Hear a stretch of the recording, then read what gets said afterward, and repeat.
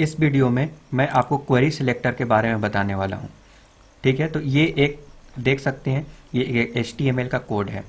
HTML के code में ये हेड है, जो ऐसा चीज़ जो दिखाई नहीं देता है वो हेड में रहता है। हेड जैसा कि नेम है आपको टॉप में दिखाई देगा। ये जो टॉप देख रहे हैं ना, हेलो वर्ल्ड लिखा हुआ है ऊपर में, वहाँ पे दिखाई देता है ये सारे चीज़। हालांकि कुछ लिंक हो गया, कुछ स्क्रिप्ट हो गया, ये सब भी यहाँ पे डाल सकते हैं। कुछ मेटा डेटा हो गया। मेटा डेटा सर्च इंजन को के लिए है, मतलब डेफिनेटली अगर कोई भी अब वेब पेज अगर है तो सर्च में भी आना चाहिए। गूगल को भी पता होना चाहिए कि एक्चुअल में है क्या। लोग सर्च करेंगे तो आप कैसे पता चलेगा गूगल को या फिर किसी भी सर्च इंजन को कि आपने जो यूज़र सर्च किया है वो कहाँ पे अवेलेबल है। तो वो पता करने के लिए वो मेटा डेटा सर्च करता है। ठीक है, Meta data, Meta tag, description, सब कुछ यहाँ पे जो होता है उससे वो पता कर लेगा कि अच्छा ये जो लिखा हुआ है, जो डॉम पे यहाँ पे है, वो इस चीज़ के लिए बनाया गया है। ठीक है, उसको समझ में आ जाएगा कि जो है ये इस चीज़ के लिए है। हालांकि सर्च इंजन अब जो है टाइटल और जो भी यहाँ पे अपीयर हो रहा है उसको भी पकड़ लेते हैं। उनका जो यू नो जो एल्गोरिथम होता है बड़े आसानी से कैच कर लेता है इंफॉर्मेशन को, वेब पेज के इंफॉर्मेशन को। बट अगेन मेटा डेटा बहुत ही इम्पोर्टेंट है। मेटा टैग बहुत ही इम्पोर्टेंट है HTML में। ये मेटा टैग बहुत ही यूजफुल होता है सर्च इंजन ऑप्टिमाइजेशन के लिहाज से। ये आप समझ गए। बॉडी में जस्ट एक टेबल है, कुछ भी नहीं है। टेबल में जैसा कि आपको पता है TH होता है, टी हेड होता है। टी हेड मतलब जो हेडिंग है। हालांकि टी हेड के जगह पे TH भी लिख सकते हैं। ठीक है, टी हेड नहीं भी लिख सकते। देखिए TR मतलब क्या होता है, TR मतलब रो। एक रो में कई सारे कॉलम्स हो सकते हैं, तो सबसे पहले TR होगा, उसके अंदर TH होगा। ये इंपॉर्टेंट है। ये आप डालते हैं तो चलेगा, नहीं भी डालेंगे तब भी चलेगा। ये कुछ बोल्ड चीज़ों को बोल्ड दिखाने के लिए ये HTML के द्वारा बाय डिफ़ॉल्ट आता है, जो इसको ये समझेगा कि ये हेडिंग है और हेडिंग में भी बोल्ड हो सकता है, तो ये थोड़ा डिफ्रेंशिएट करेगा। हालांकि आप CSS से भी कर सकते हैं। ठीक है, तो अगर आप ये डायरेक्ट यूज करते हैं और कुछ CSS यूज करते हैं तब भी ये हेडिंग जैसा दिखेगा। बट अगेन TH जो है किसी सिलेक्टर के केस में अगर आप सिलेक्ट कर रहे हैं, सिलेक्टर यूज इस्तेमाल करते हैं जावा स्क्रिप्ट में, तो आपको जो है किसी स्पेसिफिक TR को पकड़ना होगा या फिर TH को पकड़ना होगा, मतलब सिलेक्ट करना होगा। तो उस केस में क्या करेंगे, आप टी हेड से भी सिलेक्ट कर सकते हैं बड़े आसानी से। उसी तरह से टी बॉडी से आप जा सकते हैं। सपोज दैट ये TD को इसको चेंज करना है, तो कैसे करेंगे। सबसे पहले टी बॉडी पकड़ेंगे, उसके बाद पहला वाला छोड़कर दूसरा वाला को पकड़ेंगे, दूसरा वाला में TH पकड़ेंगे, मतलब TR पकड़ेंगे। देखिए पहले टी बॉडी में गए, टी बॉडी के थ्रू सेकेंड वाला TR पकड़े, उसके बाद सेकेंड वाला TD पकड़े, तब जाकर आप इसको पा सकते हैं। सेकेंड नहीं है, ये ऊपर में TH है तो ये TD है। हाँ, इस तरह से आपको थोड़ा आसानी होता है और ये थोड़ा डेफिनेटली आप आइडेंटिफाई कर सकते हैं। तो हेडिंग है कि बॉडी है, आप ये डिफाइन कर सकते हैं। तो ये टैग इंपॉर्टेंट है, मीन्स आपको करना चाहिए। तो आप अगर कर रहे हैं तो बेसिक जो है, जो इन चीज़ों को भी आप फॉलो कीजिए, ये ज़्यादा फायदेमंद है। हालांकि आप ये भी कर सकते हैं। ठीक है, तो अब मेरा रिक्वायरमेंट क्या है पहले ये समझते हैं। अब ये जो जावा स्क्रिप्ट लिखा गया है ना, इसको हमको रेड से ग्रीन करना है। तो कैसे करेंगे, मतलब अगर कोई बोलेगा तो ऐसे नहीं कि जाकर यहाँ पे गए जावा स्क्रिप्ट पकड़े और यहाँ पे स्टाइल डाले, स्टाइल और यहाँ पे कलर लिखे और यहाँ पे सपोज दैट ये कर दिए ब्लू या फिर कुछ भी ग्रीन। ये तो आप कर सकते हैं जावा स्क्रिप्ट में, बट ये सपोज दैट डायनेमिकली करने के लिए आपको बोला जाएगा। डायनेमिकली इसका मतलब क्या है कि कुछ सपोज दैट किसी स्पेसिफिक कंडीशन में करना पड़ेगा किसी चीज़ों को, तो आप कैसे करेंगे। तो डेफिनेटली जावा स्क्रिप्ट से करेंगे तो आपको सेलेक्ट करना पड़ेगा स्पेसिफिक एलिमेंट को, तभी आप इसको चेंज कर पाएंगे। तो कैसे चेंज करेंगे, तो यहाँ पे जाते हैं। देखिए आपको यहाँ पे क्लिक करना पड़ेगा ये वाला जो सिंबल आपको देखने को मिल रहा है, और उस एलिमेंट पे क्लिक कीजिए। उस एलिमेंट पे क्लिक करने के बाद आपको यहाँ पे नज़र आ जाएगा, आपको यहाँ पे दिख रहा होगा ओ टैग। उसके बाद आपको क्या करना है, यहाँ पे देख लीजिए कि टेबल कैसे कैसे गया है। हालांकि आप यहाँ से भी देख सकते हैं, कोई इशू नहीं है। तो आप कैसे करेंगे, तो एलिमेंट को सिलेक्ट करने के लिए document dot query selector, query selector इसका मतलब ये है किसी स्पेसिफिक एलिमेंट को सिलेक्ट कैसे करेंगे, उसके लिए क्वेरी सेलेक्टर लिखते हैं। डॉक्यूमेंट मतलब आपको पता है ये पूरा होल डॉक्यूमेंट है, उससे किसी स्पेसिफिक क्वेरी को आपको सिलेक्ट करना है, स्पेसिफिक एलिमेंट को सिलेक्ट करना है, तो यहाँ पे ऐसे करके लिखते हैं। यहाँ पे विंडोज़ भी लगा सकते हैं, कोई इशू नहीं है, बट ये नहीं भी लगाएंगे तो ऑटोमेटिक ये विंडोज़ से ही जो है डॉक्यूमेंट को सिलेक्ट करेगा। तो इसमें घबराने की ज़रूरत नहीं है, आप डॉक्यूमेंट भी लिख सकते हैं, otherwise Windows dot document dot query selector, कोई इशू नहीं है। तो आप कैसे कर रहे हैं, बॉडी अब यूनिकली सेलेक्ट कर रहे हैं। अब देखिए जनरली ये टिप्स है कि हमेशा जो आईडी होता है वो यूनिक होता है। तो आपको बेसिकली करना क्या पड़ेगा कि आईडी को पकड़ना पड़ेगा, उस आईडी से मूव कीजिए।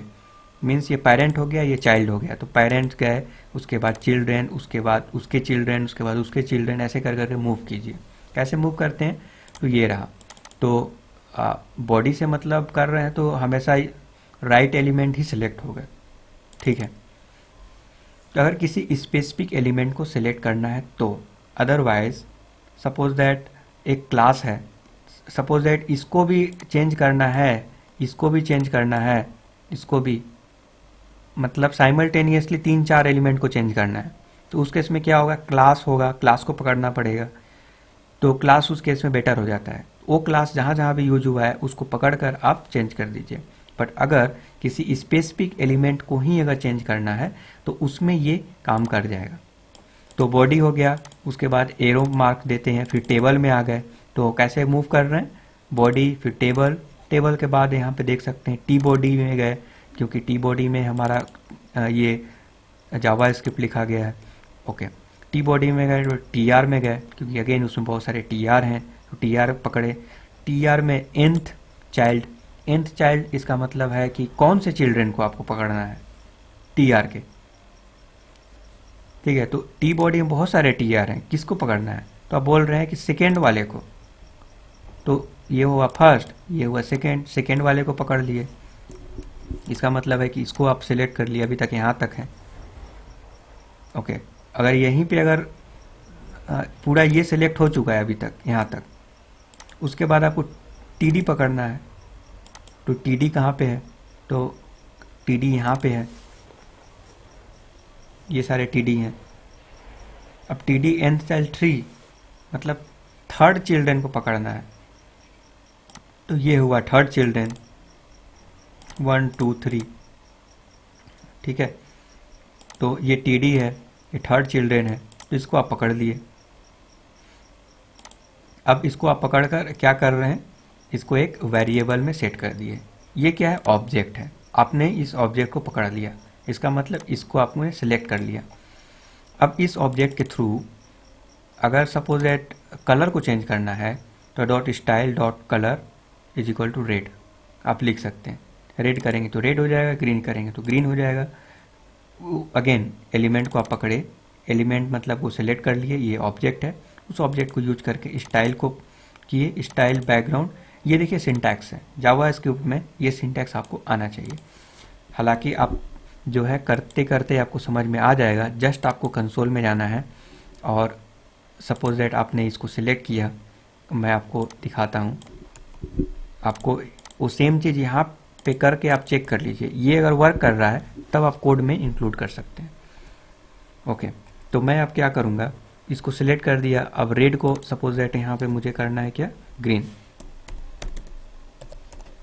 तो ये ग्रीन हो गया। आप नोटिस करेंगे कि मैं एलिमेंट, ये जो वेरिएबल है, डॉट में क्लिक करूँगा तो यहाँ पे देख सकते हैं बहुत सारे चीज़ें आ रहे हैं, तो अब से आपको अंदाज़ा लग जाएगा। डॉट अगर स्टाइल करूँगा तो देख सकते हैं ये स्टाइल आ गया, स्टाइल एलिमेंट। जब हम क्लिक किए और फिर डॉट करेंगे तो स्टाइल में देख सकते हैं कि इतने सारे चीज़ आपको देखने को मिल रहे हैं, मतलब अलाइन कंटेंट, ऑल, एनिमेशन, इतने सारे, तो आपको इसमें घबराने की ज़रूरत नहीं है। जो भी चीज़ चाहिए आप कुछ लेटर डालिए, उस लेटर के अगेंस्ट आपको खुद ब खुद आ जाता है जनरली। ठीक है, तो ऐसा नहीं है कि आपको सब रटने की ज़रूरत है, नहीं, आप खुद ब खुद समझ जाएंगे। तो सपोज दैट यहाँ पे कलर है, तो आपको कलर यहाँ पे लिखिए CO, देखिए कलर आ गया।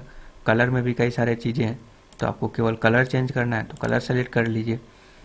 डॉट यहाँ पे आप चेंज कर सकते हैं कोई भी कलर, तो सपोज इट ब्लू,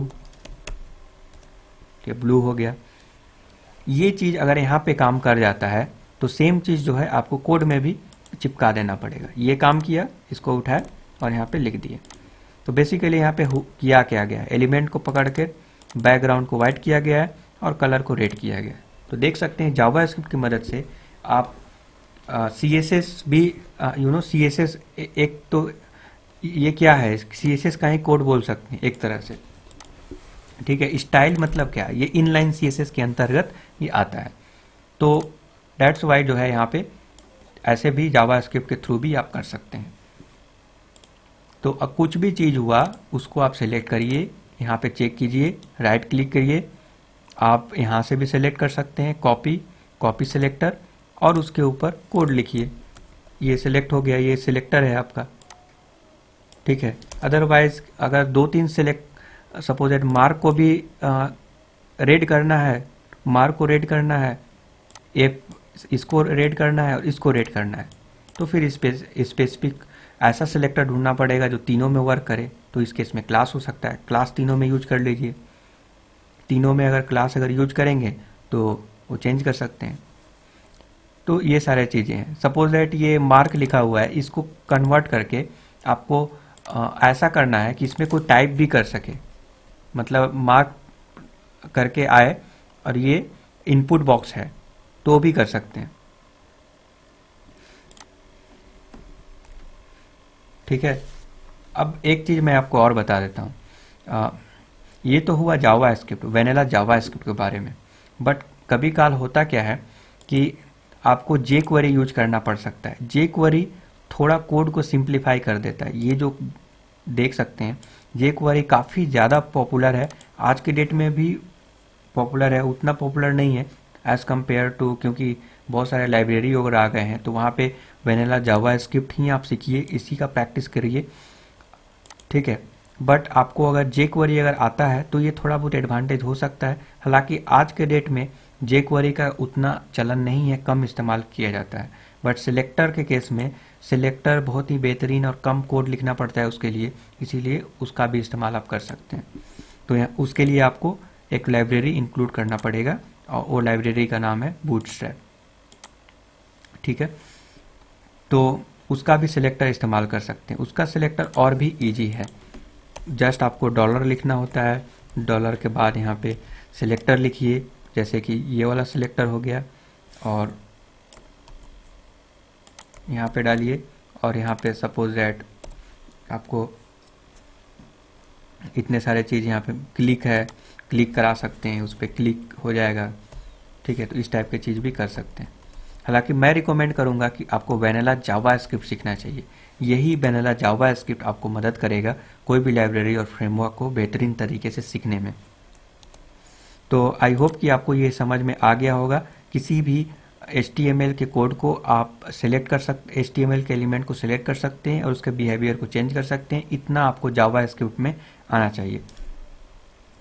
अब इसका बेहतरीन अगर प्रैक्टिस अगर करना है तो मैं रिकमेंड करूँगा कि आप इनपुट बॉक्स में आप प्रैक्टिस करिए।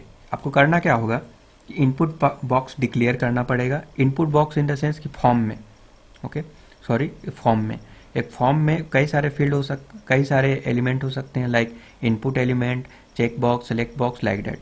तो उन सारे चीज़ों को यूज करके उनके डेटा को कलेक्ट करना, यानी कि सपोज दैट इनपुट में कुछ भी अगर टाइप अगर कर रहे हैं तो उस टाइप करने के बाद, कुछ भी अगर टाइप करते हैं, उस टाइप करने के बाद वो जो वैल्यू है उस वैल्यू को ला सकते हैं जावास्क्रिप्ट से, उसको मॉडिफाई कर सकते हैं। जब हम टाइप कर रहे हैं उसके ऊपर एक इवेंट, उसको बोलते हैं इवेंट, मतलब कर सकते हैं। अगर टच हुआ तो एक इवेंट हो गया, टाइप हुआ तो चेंज इवेंट हो गया, क्लिक हुआ तो तो क्लिक इवेंट हो गया। तो इवेंट वगैरह क्लियर होना चाहिए फंडा, उसके ऊपर आप कोड लिख सकते हैं जावा स्क्रिप्ट के ऊपर। तो ये आपको प्रैक्टिस करना पड़ेगा अगर आप जा रहे हैं आप रिएक्ट, एंगुलर और Vue.js कोई भी जावा स्क्रिप्ट के जो मॉडर्न लाइब्रेरी और फ्रेमवर्क है वहाँ पे। तो हम इसके बारे में अगले वीडियो में बताएंगे। अभी के लिए इतना ही। Thank you for watching.